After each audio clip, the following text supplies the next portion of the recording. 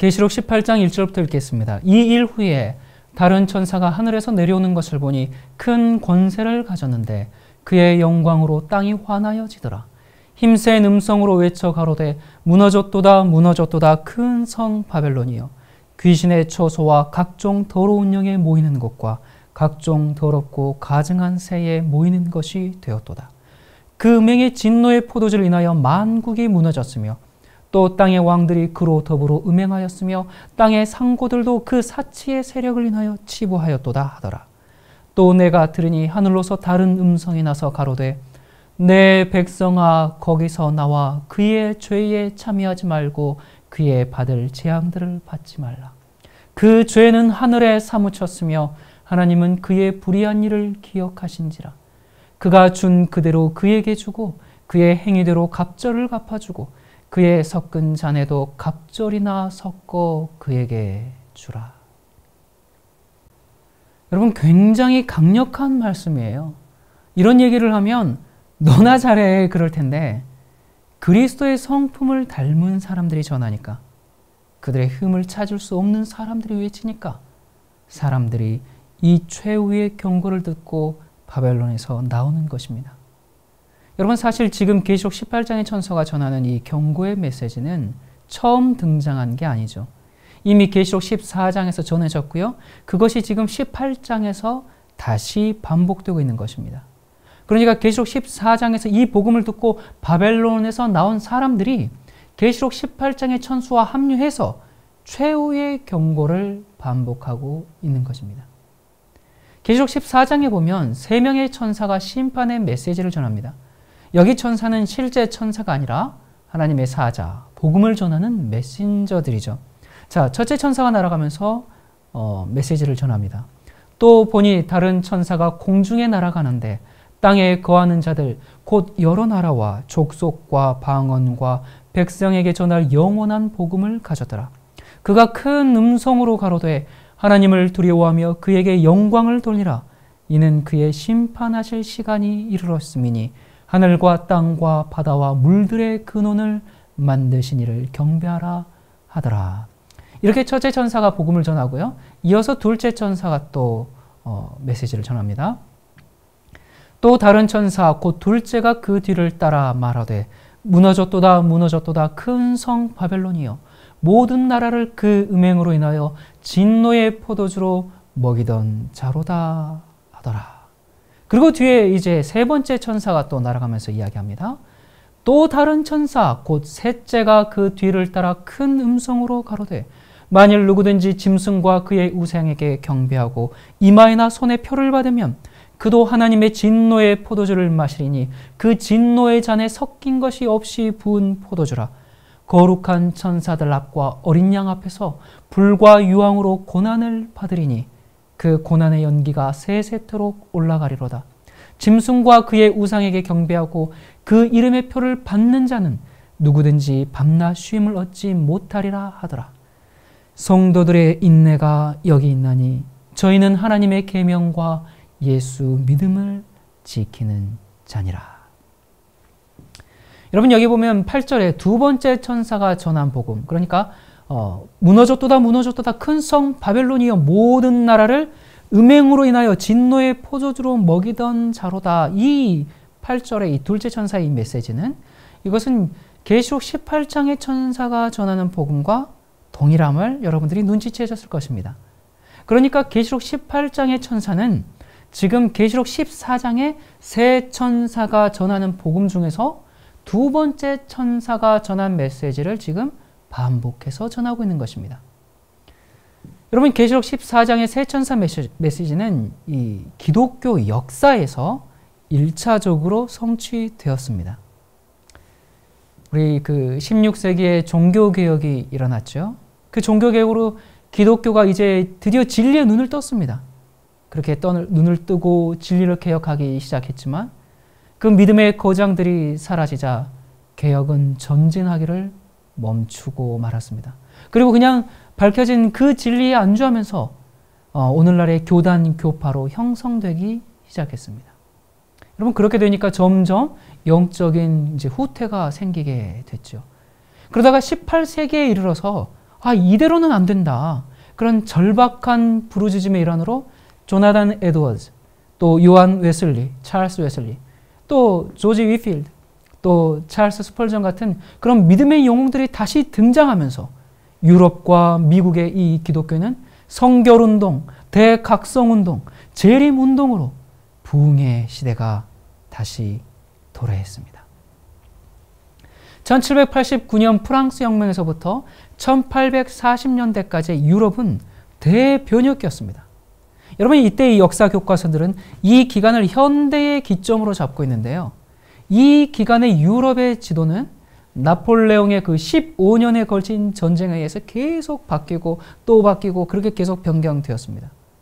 그리고 나서 이제 나중에 이 나폴레옹 정권이 무너진 뒤에 이 나폴레옹 전쟁으로 복잡해진 그 국경 문제를 해결하기 위해서 1815년 6월에 오스트리아 빈에서 회의를 개최했는데, 그게 이제 잘 아시다시피 오스트리아의 제상 메테르니가 이제 주도해서 빈 체제, 많이 들어보셨죠? 이 빈 체제가 이제 이 프랑스 혁명이 일어나기 전에 유럽으로 되돌리기 시작한 겁니다. 그러니까 이 빈 체제는 프랑스 혁명의 이념인 그 자유와 평등을 말살하고요, 옛 체제를 복구하는 그런 시스템이었습니다. 그러다 보니까 나폴레옹에 의해서 폐위된 왕이나 왕조들이 모두 부활되었고요. 그리고 자유를 향한 시민들의 열망은 억압되었습니다. 프랑스 혁명으로 파괴되었던 로마 캐톨릭도 서서히 영향력을 되찾기 시작했습니다. 하지만 이 빈 체제에 대한 저항은 이제 이 1820년대 초부터 유럽 각국에서 나타나기 시작하죠. 독일의 대학생들은 학생 조합을 결성해서 자유를 향한 운동에 앞장섰습니다. 과거에 한국에 그런 시절들이 있었죠. 그런데 이 메테르니는 이제 학생 조합을 해산시키고, 그리고 대학의 감독관을 파견해서 교수와 학생들의 동태를 감시하면서 그렇게 탄압을 강화했습니다. 그런데 여러분, 이 무력으로 진압하면 진압할수록, 발로 짓밟으면 짓밟을수록 자유를 향한 열망이 더욱 고조되는 것입니다. 그러다가 19세기 이제 전반부에는 노동자들의 이제 집결로 영국의 차이티스트 운동, 그리고 프랑스의 이제 그 1848년의 2월 혁명, 그리고 같은 해 마르크스와 엥겔스의 공산당 선언, 이런 것들이 이제 바로 이러한 시대 이 대변혁기의 이런 과정 가운데 나타난 하나의 이정표들이었다고 할 수 있습니다. 여러분, 이제 이 프랑스 혁명과 산업혁명의 영향을 받은 이 유럽 민중들의 이 자유에 대한 욕구는 드디어 이제 여러 혁명 등을 통해서 이 빈 체제를 붕괴시키는데 성공했습니다. 그래서 이제 이 프랑스 혁명으로부터 이제 이어져 내려오는 19세기 초반은 이 옛날 질서, 구질서의 붕괴와 그리고 새로운 질서의 수립이 서로 교차하는 대변동의 기간으로서 이 구질서가 붕괴하면서 거기에 따르는 안도감과 또 비애, 그리고 또 새로운 질서 수립에 따르는 그 기대와 또 불안, 이런 것들이 아주 복잡하게 뒤엉켜 있는 그러한 시대였던 것입니다.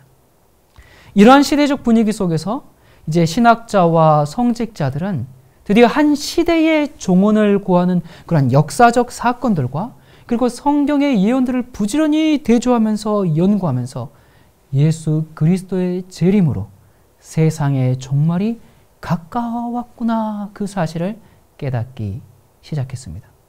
그렇게 해서 이제 이 전 유럽에 이제 재림 운동이 일어나기 시작하는데요. 여러분, 예수님께서 승천하실 때 이 천사들이 이제 뭐라고 얘기합니까? 너희 가운데서 본 이 예수는 너희가 본 그대로 다시 오실 것이다. 그러한 약속을 남기고 가셨습니다.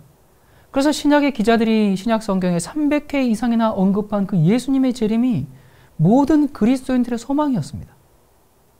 그런데 예수님이 아직까지 오시지 않으셨습니다. 예수님이 재림하시지 않다 보니까 금방 오실 줄 알았는데, 그래서 그때 당시 이제 이 초기 신학자들, 오리게네스라든지 아우구스티누스, 어거스틴이라고 하죠. 이런 사람들에 의해서 예수님은 실제적으로 이 땅에 다시 재림하시는 것이 아니라 그냥 영적으로 재림하시는 거야. 그냥 우리와 함께 하셔. 이런 식으로 해석하게 이제 이르렀습니다. 물론 이제 플로라의 요아킴과 같은 학자가 정말 이 다니엘과 요한계시록의 예언들에 비추어서 정말 재림의 그 징조를 찾아보려는 노력이 있기는 있었지만, 임박한 재림 신앙이 다시 크게 일어나게 된 것은 종교개혁 시대 이후의 일이었습니다. 하지만 이때도 재림은 실현되지 않았습니다. 이로써 이제 이 18세기 초부터 대부분의 개신교 신학자들은 재림을 영적인 사건으로 해석하기 시작했습니다. 영국의 다니엘 위트비는 예수님의 영적인 재림 이후에 개신교, 캐톨릭, 유대인, 모슬렘 이들이 완전히 기독교 신앙으로 합쳐져서 드디어 복천년 기간이 이룰 것이고 그 후에야 예수님의 실제적인 재림이 이루어질 것이다. 그렇게 주장을 했습니다. 대체로 이러한 사상이 1750년대까지 미국과 영국을 중심으로 한 이 개신교 세계의 종말론을 지배해왔습니다. 자, 그러던 시대에 1798년 무슨 일이 벌어졌습니까? 나폴레옹의 군대가 교황권을 폐위시키고 교황 피우스 6세를 포로로 잡아가면서 이 다니엘서에 예언된 1260일과 2300주야 이런 성경 예언 기간에 관심을 불러일으키게 된 겁니다. 그러면서 이 종말론의 대변혁이 일어났습니다. 1800년대의 많은 성경신학자들은 1260년 기간이 교황이 세계를 지배했던 그 전성기로 보는 데는 거의 일치했습니다. 이제 그 교황권의 시대가 끝난 것으로 확신하고 이제 어떤 다른 예언적인 일이 일어날 것인가 하고 관심을 고조시키고 있었기 때문에 성경상 가장 긴 예언 기간인 2300주야 문제에 관심을 갖게 된 것입니다. 여러분, 수세기 동안 로마 캐톨릭 교회는 예수님의 재림 문제를 거의 무시해 왔거나 아니면 아득한 먼 미래의 사건으로 돌려놓았습니다. 먼 미래에 어떤 독재자가 나타나서 많이 들으셨죠? 예. 보통 기독교인들이 다 믿고 있는 바 있죠. 자, 그렇게 해서 그 먼 미래의 사건을 로마 캐톨릭이 적그리스도를 밀어놨는데 이러한 이제 이 시대적 분위기 속에서 18세기, 19세기 이 예수님의 재림에 대한 관심이 유럽이라든지 남미, 아시아 이 전 세계 곳곳에서 일제히 일어나기 시작한 겁니다. 여기 1710년경에 이 독일의 요한 벵겔은 이 다니엘 8장의 2300주야 예언이 이제 그가 연구한 바에 의하면 1836년에 끝날 것이다. 그리고 그때 예수께서 재림하실 것이다. 라고 그렇게 주장했습니다. 이 재림에 대한 이 벵겔의 강조는 유럽 지역, 그러니까 이 독일, 러시아, 프랑스, 스위스, 스칸디나비아 이런 쪽에서 이 경건주의자들 그리고 특별히 요한 웨슬리에게 지대한 영향을 끼치게 됩니다. 스칸디나비아에서는 어린이들이 성령의 감동을 입어서 재림의 소식을 전했습니다. 그리고 약 50년 후에 1768년 독일 칼빈파 목사인 요한 페트리에에서 다니엘 9장의 이 70주일이 다니엘 8장의 2300주야 기간에 포함되고 이 2300주야는 1847년에 끝난다는 그런 연구 발표를 하게 됩니다. 그리고 또 거의 같은 시기에 이 아일랜드의 한스 우드도 비슷한 결론에 이르고 있었습니다. 그러다가 이제 1790년대에 예수에서 추방당한 이 마누엘 라쿤자에 져서 베니다 델 메시아스, 그러니까 이 영광과 위엄 중에 임하는 메시아의 재림이라는 이 책이 유럽과 라틴 아메리카에 상당한 선풍을 일으키게 됩니다. 여러분, 그때 당시에는 이제 천년 왕국이 먼저 있고 그 다음에 예수님이 재림하신다는 그런 복천년설이 정설로 받아들여지고 있던 그런 때였습니다. 그런데 이 라쿤자는 이제 그 예수님의 재림이 있고 난 후에 천년기가 있다라는 그렇게 주장을 하게 된 것이죠. 그는 이제 자기의 주장이 이 캐톨릭의 종교 재판에 회부될 것을 염려해서 이제 이름을 바꿔서 이 판 요사밧 벤 에즈라라는 이제 그런 익명으로 자신의 저서를 배포시켰습니다. 그리고 이제 이후에 1812년 스페인에서 정식으로 이 책이 출판되었는데요. 그렇게 되자마자 삽시간에 남부 유럽과 라틴 아메리카, 이 미국 이쪽에 선풍적인 관심을 일으키게 된 것입니다. 그러나 역시 염려했던 대로 로마 캐톨릭으로부터 이제 그 책은 금서 처분을 받았고요. 그리고 이제 이 1824년에는 교황 레오 12세에 의해서 어떤 언어로든지 출판이 금지되게 됩니다. 자, 이 영국에서는 이미 나폴레옹 시대부터 이제 성직자들 사이에서 이제 이 재림에 대한 이제 그 연구가 아주 활발하게 일어났었는데요. 그 예언 연구 운동이 이 라쿤자의 저서로 말미암아 더욱 고조되기 시작합니다. 여기 1802년에 런던에서 출간되기 시작한 성공의 잡지 이 크리스천 옵서버, 여기에서도 2300주야와 1260년에 대한 예언 해석을 소개하면서요, 예수님의 재림의 때가 얼마 남지 않았다라고 그렇게 소개했습니다. 그리고 이 크리스천 옵서버의 주필이었던 이 스코틀랜드의 커닝햄, 이 사람은 이제 이 성경 연대학과 예언에 관해서 약 21권의 저서를 남긴 이 사람인데요. 그는 당시의 사람들이 요한계시록 14장 6절과 7절, 우리가 아까 읽었었죠. 그 첫째 천사가 메시지를 전하는, 그 복음을 전하는 시대에 살고 있다. 자기들이 지금 그 첫째 천사의 복음을 전하는 그 시대에 살고 있다라고 이야기를 했고요. 그러면서 곧 둘째와 셋째 천사의 복음이 세상에 전파될 것이다 라고 그렇게 믿고 주장했습니다. 그러면서 이야기하기를 예수님의 재림은 1867년이 될 것이다 라고 주장을 하기 시작합니다. 그리고 영국에서는 에드워드 어빙 목사가 재림을 이제 전파하니까 그의 연구에 동조해서 700여 명의 영국 성공의 목회자들이 재림의 임박상을 전파했습니다. 그리고 드루먼드 저택에서 이제 이 다수의 목사들과 성경 학도들이 일주일 동안 집중적인 예언 연구를 개최했는데요. 그 결과 참석자 전원이 예수님의 재림이 임박했다는 사실에 동의했고 시기를 정하기 시작했습니다. 이 모임에 참석한 사람 중에서 이 독일에서 태어난 유태계 그리스도인인 선교사 요셉 볼프가 있었는데요. 이 볼프는 14개의 언어를 자유롭게 구사할 수 있었기 때문에 여기 1821년부터요. 아프리카, 이집트, 팔레스타인, 또 시리아, 페르시아, 그리고 뭐 히말라야와 인도 등지를 여행하면서 이 유대인, 모슬렘, 힌두교, 조로아스트교 뭐 할 것 없이 모두에게 재림을 이제 전파하기 시작한 겁니다. 그리고 1837년에 이 사람이 이제 미국을 방문했을 때는요, 미 상원의 초빙대에서 메시지를 전하기도 했습니다. 그리고 또 이제 영국에서 재림을 전했던 대표적인 사람으로는 우리가 잘 아는 브리스톨 고아원의 원장인 조지 뮬러가 있었습니다. 이 스위스의 제네바에서는 경건한 목사요 또 교사였던 가우센이 일어나서 재림의 임박성을 강조하고 다니엘의 이 예언을 널리 가르쳤고요. 또 라인 선교협회의 서기였고 또 6권의 성경 주석을 편집한 독일의 요한 리터, 또 레오나르도 켈버, 또 요한 루츠, 이런 사람들에 의해서 이 재림에 대한 관심이 촉구되었습니다. 정말로 임박한 재림을 경고하는 예언 집회로 전 유럽의 영적 부흥이 뒤따랐습니다.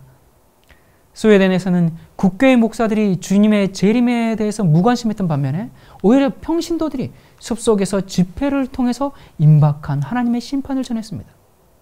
이러한 집회로 많은 평신도 설교자들이 체포를 당했고 구금을 당하고 구타를 당해야 했습니다. 그러나 이 특별히 1842년, 43년 이 기간에는 이 6살 된 그런 어린아이들을 비롯해서 많은 청소년들이 재림을 전하면서 회개를 촉구하는 그런 엄청난 영적인 충격을 주는 영적 대부흥이 있었습니다. 여러분 생각해 보세요. 글자를 읽지 못하는 어린아이들이 성령의 능력을 받아서 전할 때 그들의 목소리가 매우 엄숙하게 선포된 겁니다. 호주에서는 플레이포드, 인도에서는 드루먼드 저택 집회에 참석했던 윌슨에 의해서 재림 신앙이 이제 사람들에게 전파되기 시작한 겁니다. 그야말로 정말 전 세계적인 재림 운동이 일어난 것입니다.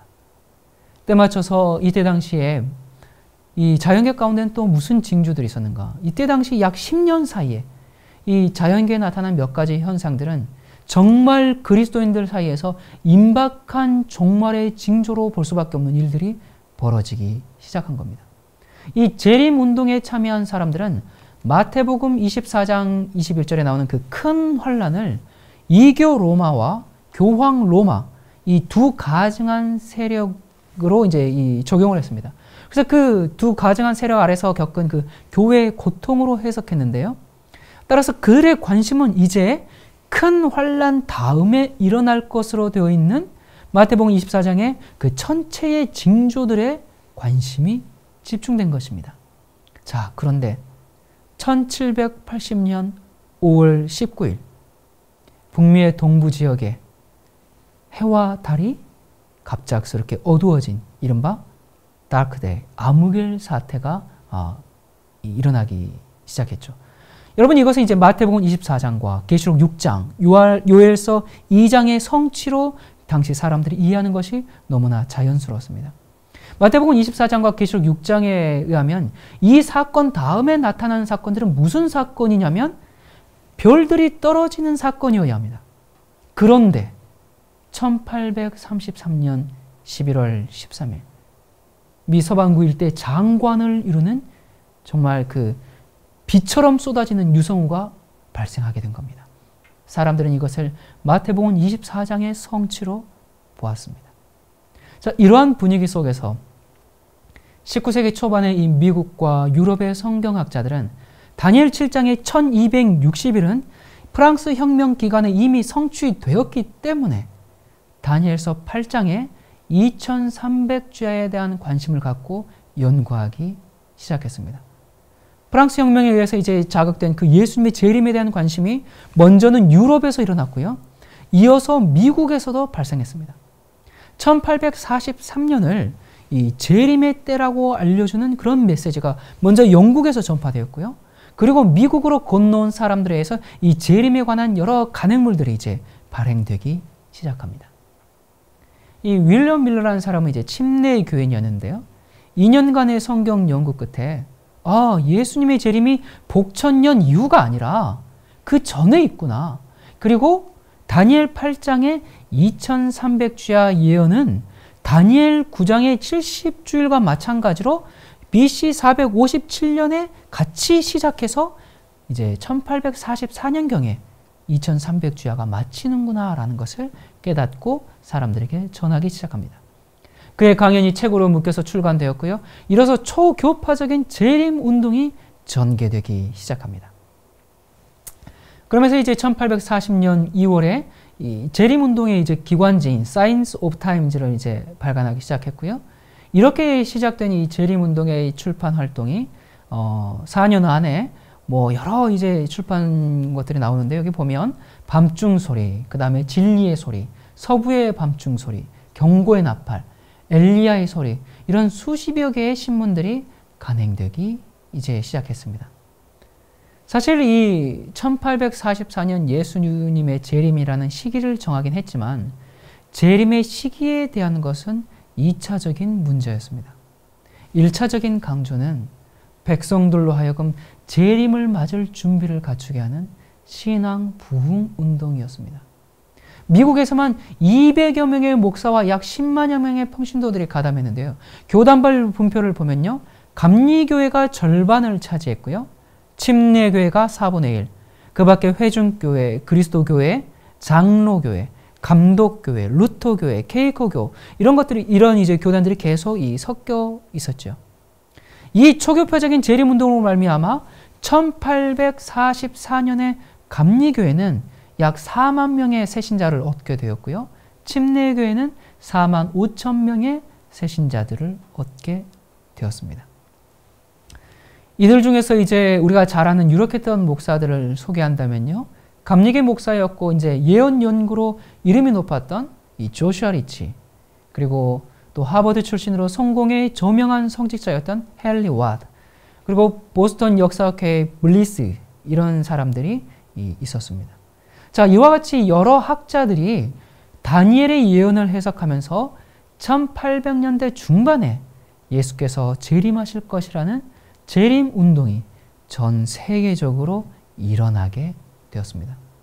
여러분, 마틴 루터도 다니엘서를 연구하면서 약 300년 후에, 그러니까 1800년대 중반에 예수께서 재림하실 것이라는 그런 해석을 내놓기도 했었습니다. 아무튼 이때 당시에 성경학자들이 이제 학자들마다 이제 연구하는 학자들마다 약간씩 그 날짜의 차이가 있기는 했습니다만 1800년대 중반에 아무튼 예수님이 재림하실 것이라는 이 사상은 전 세계를 휩쓸면서 신앙 부흥이 일어나게 되었습니다. 여러분, 오늘 이 재림운동의 역사를 다 설명할 수가 없습니다.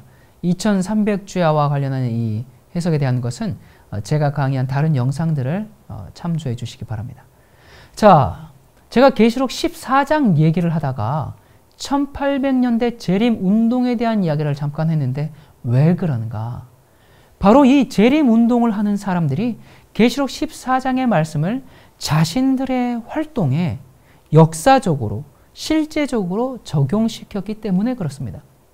그러니까 다시 말해서 계시록 14장 6절과 7절의 그 말씀은 마지막 때에 전해져야 하는 말씀인데 그 말씀을 자기들이 지금 성취시키고 있다라고 그렇게 믿었습니다. 여러분, 첫 번째 천사가 날아가면서 전하는 메시지가 뭐였습니까? 우리 다시 한번 읽어볼까요? 또 보니 다른 천사가 공중에 날아가는데 땅에 거하는 자들 곧 여러 나라와 족속과 방언과 백성에게 전할 영원한 복음을 가졌더라. 그가 큰 음성으로 가로되 하나님을 두려워하며 그에게 영광을 돌리라. 이는 그의 심판하실 시간이 이르렀음이니 하늘과 땅과 바다와 물들의 근원을 만드신 이를 경배하라 하더라. 심판하실 시간이 이르렀다. 예수님의 재림이 가까웠다. 하나님을 경배하라. 여러분, 이 재림운동하는 사람들이 바로 이 말씀을 중심으로 부흥운동을 했습니다. 자, 이게 첫 번째 천사의 메시지였죠. 19세기 미국의 재림운동은 1831년부터 1844년까지 그렇게 전개되었는데요. 이 스코틀랜드의 커닝햄이 얘기한 것처럼 계시록 14장 6절과 7절의 이 첫째 천사의 경고를 중심으로 미국의 재림운동이 펼쳐져 나간 것입니다. 그들은 이 다니엘서 8장에 그가 내게 이르되 2300주야까지니 2300주야에 성소가 정결하게 함을 입으리라 하는 이 성소 정결의 말씀과 마태복음 25장에 밤중에 소리가 나되 보라 신랑이로다 맞으러 나오라 한 그 밤중 소리, 그리고 계시록 14장에 심판하실 시간이 이르렀다는 그 심판하실 시간, 이 세 가지 모두 동일한 사건인 무엇으로요? 예수 그리스도의 재림으로 적용한 것입니다. 이때 이 재림운동의 절정기였던 1843년에 미국의 장로교 목사이자 노예 폐지 운동 지도자 중에 한 사람이었던 찰스 피치 목사님이 이 기독교회를 향해서 이제 바로 둘째 천사의 메시지 뭐였습니까? 무너졌도다, 무너졌도다, 큰 성 바벨론이여, 모든 나라의 그 음행으로 진노의 포도주로 먹이던 자더라. 이 말씀으로 바벨론에서 나오라, 그런 설교를 하게 됩니다. 그 설교가 광범위하게 출판되면서 이 교회를 흔들어 깨우는 일이 생기기 시작합니다. 바로 이 스코틀랜드의 커닝햄이 믿었던 것처럼 그가 뭐라고 했습니까? 지금은 첫째 천사의 메시지가 전해지는 때고 곧 둘째 천사와 셋째 천사의 메시지가 전해질 것이다 라고 그렇게 얘기했었는데, 바로 이때 1843년 기간에 바로 이 찰스 피치 목사님에 의해서 둘째 천사의 메시지가 공개적으로 전해지기 시작한 겁니다. 흥미로운 것은 여기 바벨론에서 나오라라는 이 설교가 이교에서 나와라 또는 우상 숭배에서 나와라, 로마 캐톨릭에서 나오라, 그런 게 아니라 개신교회의 후예들, 그러니까 기독교회를 대상으로 한 설교였다는 것입니다. 당시 이 로마 캐톨릭에 대해서는 바벨론으로 규정했지만 개신교회에 대해서는 계시록 2장과 3장에 나오는 그냥 그 7교회 중에 마지막 교회인 라오디게아 교회, 그 정도로 인식을 하고 있었는데요. 이 개신교회가 이 재림운동을 이제 핍박하고 또 재림운동에 참여하는 사람들에게 폭력을 행사하고 그러자 개신교회도 바벨론에 포함시키게 되었습니다. 그러면서 어떤 집단이나 어떤 조직, 교단, 교파의 폐단 속에 있다가 함께 멸망하지 말고 참된 신앙 부흥 운동으로 사람들을 깨우는 운동에 동참하라는 강력한 설교였습니다. 그런데 이 불행인지 다행인지 재림의 시기로 정했던 1844년 10월 22일은 그냥 어제와 동일하게 지나가고 말았습니다. 여러분, 예수님께서 재림하셨다면 지금 우리가 이렇게 존재하지 않았겠죠. 이 재림이 생기지 않은 것은 이제 여러 가지 신학적인 질문을 남기게 되었습니다. 아니, 과연 성경의 예언은 잘못된 것인가? 성경은 허구란 말인가? 종교개혁자들과 성경 신학자들의 다니엘서 9장 2300자 예언에 대한 그 해석은 모두 허황된 것이었단 말인가? 그렇다면 이 예언은 우리와 무슨 상관이 있는가? 이러한 질문에 성경 연구가들은 답을 해야만 했습니다. 그래서 새로운 성경 연구에 불이 붙었고요. 그러다가 특별히 1848년 4월부터 11월까지 매사추세츠 도체스터에서 열린 이제 6번의 이 모임이, 성경 연구 모임이 개최되었는데요. 이 연구의 결과로 중단되었던 종교개혁의 놀라운 신학적 진리들이 발견되는 성과를 올리게 됩니다. 여러분, 사실 종교개혁 당시에는 로마 캐톨릭 그 교황권이 적그리스도라는 그 가르침, 그리고 천주교의 고행이나 순례가 아니라 의인은 믿음으로 말미암아 산다는 이 신칭이, 그리고 캐톨릭의 화채설이나 마리아 숭배 같은 그런 이단적 교리들에 대한 그 저항이었기 때문에 성경 자체의 진리를 회복하기에는 무리였습니다. 하지만 성경 자체를 진지하게 연구하는 이런 계기로 말미암아 참 신앙과 참 진리를 깨닫고 멈추었던 종교개혁의 이 성경 진리의 회복이 다시 일어나기 시작한 것입니다. 이때 이제 이 발견하게 된 몇 가지의 신학적 이 성경의 진리들은 다음과 같습니다. 첫 번째는 전천년 예수님의 재림입니다. 그러니까 사실 이때 당시 사람들은 복천년, 천년 동안 천년왕국이 땅에서 임하고 파라다이스가 있고 그 이후에 복천년이 임한다. 그래서 온 세상에 범죄도 없고 도덕적으로 완전한 낙원이 만들어진 이후에 예수님께서 재림하실 것이라는 그런 사상이 팽배해 있었습니다.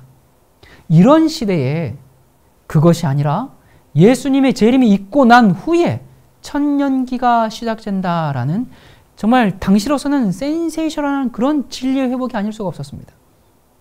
예수님의 재림과 함께 천년기가 시작되는 것입니다. 그러니까 예수님께서 재림하시면 그때부터 천년기가 시작되는 것입니다. 그러면 천년기가 시작할 때 무슨 사건이 있는가? 첫 번째로 그리스도가 오시는 겁니다. 데살로니가전서 4장 15절에 우리가 주의 말씀으로 너희에게 이것을 말하노니 주 강림하실 때까지 우리 살아있는 자도 자는 자보다 결단코 앞서지 못하리라. 자, 예수님께서 재림을 하시고 오십니다. 그러면 오시면 무슨 일이 벌어집니까? 죽은 의인들이 첫째 부활에 참여하는 것입니다. 데살로니가전서 4장 16절에요. 주께서 호령과 천사장의 소리와 하나님의 나팔로 친히 하늘로 쫓아 강림하시리니 그리스도 안에서 죽은 자들이 먼저 일어나고, 그리고 또 말씀 있습니다. 계시록의 말씀이죠. 이 첫째 부활에 참여하는 자들은 복이 있고 거룩하도다. 여기 보니까 첫 번째 부활이라는 게 있네요. 자, 첫째 부활이라는 게 있으면 둘째 부활이라는 것도 있겠죠. 자, 보십시다. 복이 있고 거룩하도다. 둘째 사망이 그들을 다스리는 권세가 없고 둘째 사망이라는 것도 있습니다. 아니, 사람이 죽으면 한 번 사망이지 또 두 번째 사망도 있는가? 계속 한번 보십시다. 그들이 하나님과 그리스도의 제사장이 되어 천년 동안, 자, 여기 보니까 천년이 나왔습니다. 그리스도로 더불어 왕노릇 하리로다. 그러니까 예수님께서 오시고 의인들이 부활해서 천년간 왕노릇을 하게 됩니다. 자, 예수님께서 이 재림하실 때에 그리고 또 무슨 일이 벌어지는가? 천년기가 시작할 때 살아있던 악인들은 모두 멸망합니다. 심판을 당해서 진멸을 당하게 됩니다. 자, 여기 데살로니가 후서 1장 7절과 8절 읽습니다. 환난받는 너희에게는 우리와 함께 안식으로 갚으시는 것이 하나님의 공이시니 주 예수께서 저의 능력의 천사들과 함께 하늘로부터 불꽃 중에 나타나실 때에 하나님을 모르는 자들과 우리 주 예수의 복음을 복종치 않는 자들에게 형벌을 주시리니. 자, 2장 8절에는요. 그때의 불법한 자가 나타나리니 주 예수께서 그 입의 기운으로 저를 죽이시고 강림하여 나타나심으로 패하시리라. 그러니까 예수님께서 이제 오십니다. 그리고 의인들이 부활합니다. 그리고 이 악인들은 예수님의 그 영광의 광채 때문에 죽게 됩니다. 자, 그리고 모든 의인들은 하늘로 올라갑니다. 주께서 호령과 천사장의 소리와 하나님의 나팔로 친히 하늘로부터 강림하시리니, 그러면 무슨 일이 벌어져요? 그리스도 안에서 죽은 자들이 일어나고, 그리고 우리 살아남은 자도 그들과 함께 구름 속으로 끌어올려서 공중에서 주를 영접하게 하시리니, 여러분, 휴거는 이때 있는 것입니다. 비밀 휴거라는 것은 없습니다. 공중에서 주를 영접하게 하시리니 그리하여 우리가 항상 주와 함께 있으리라. 자, 우리가 하늘로 올라갔어요. 그러면 이제 땅에 누가 남습니까? 사단이 남죠. 이 사단이 어떻게 되는가? 사단은 결박당합니다.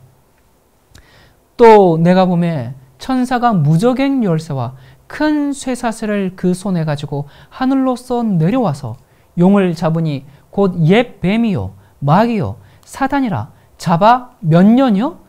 1000년 동안, 여기서 또 1000년이 나옵니다. 자, 의인들은 아까 하늘로 가서 1000년 동안 뭘 했죠? 1000년 동안 왕 노릇을 하는 동안 사단은 땅에 결박당하여 1000년 동안 무저갱에 던져 잠그고 그 위에 임봉하여 1000년이 차도록 다시는 만국을 미혹하지 못하게 하였다가, 여기 보니까 1000년 동안 결박을 당했는데 그 후에는 잠깐 노일이라. 자, 1000년이 지난 이후에 어떤 일들이 일어나는가?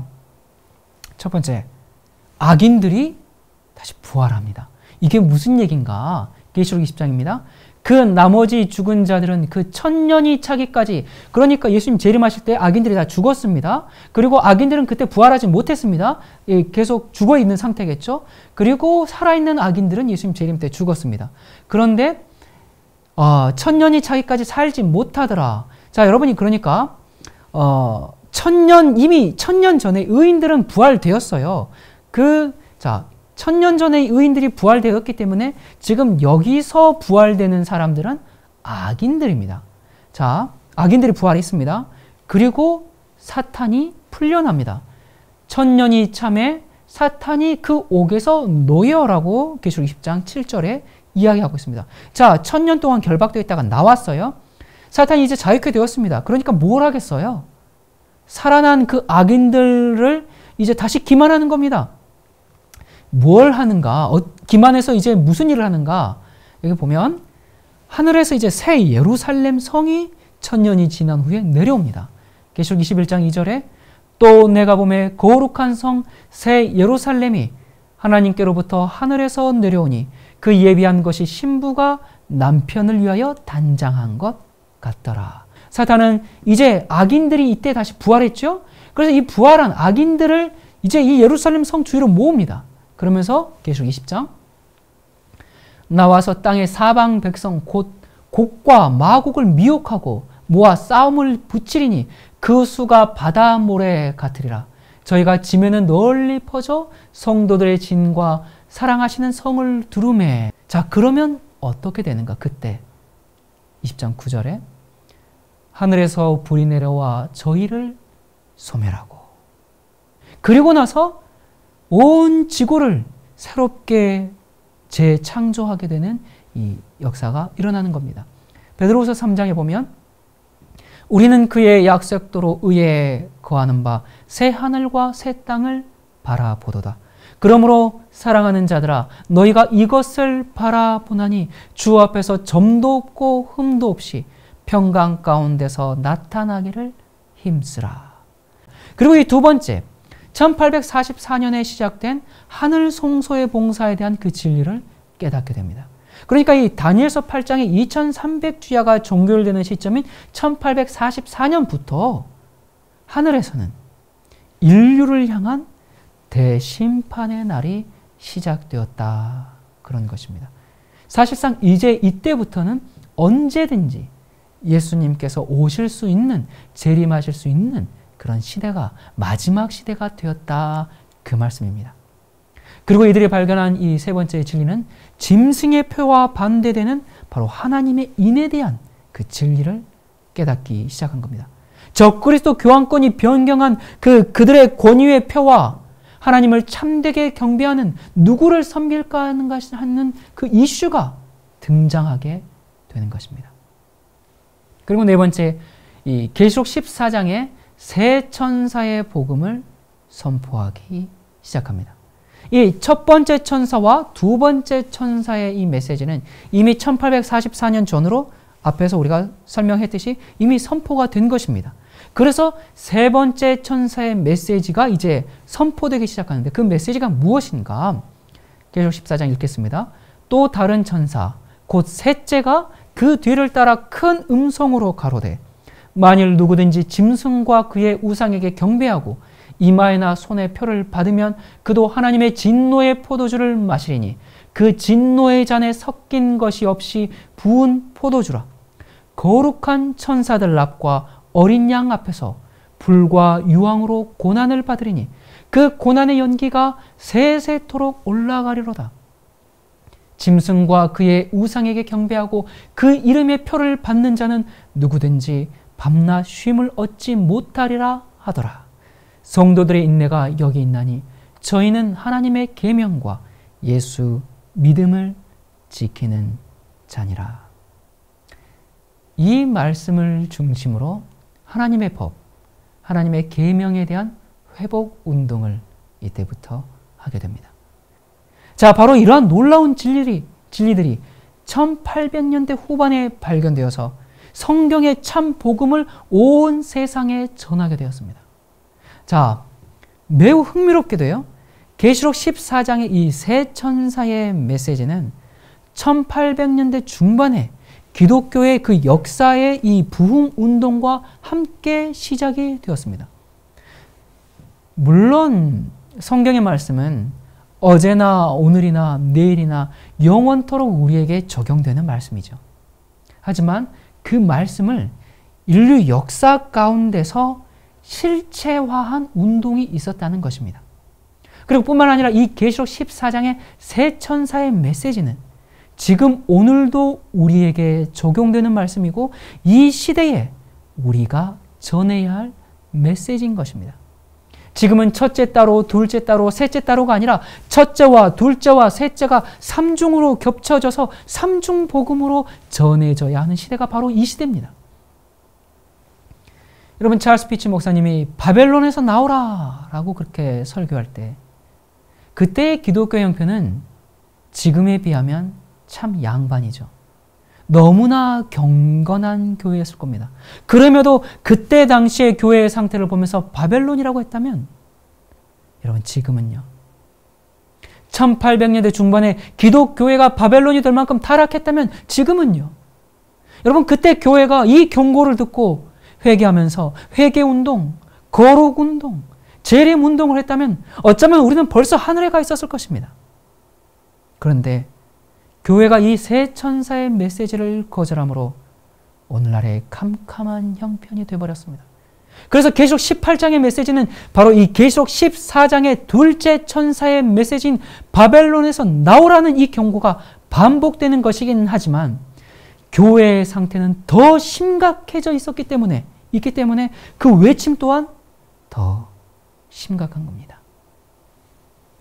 계시록 18장에 있는 메시지를 다시 한번 읽어보도록 하겠습니다. 힘센 음성으로 외쳐 가로되 무너졌도다 무너졌도다 큰 성 바벨론이여, 귀신의 초소와 각종 더러운 영에 모이는 곳과 각종 더럽고 가증한 새에 모이는 곳이 되었도다.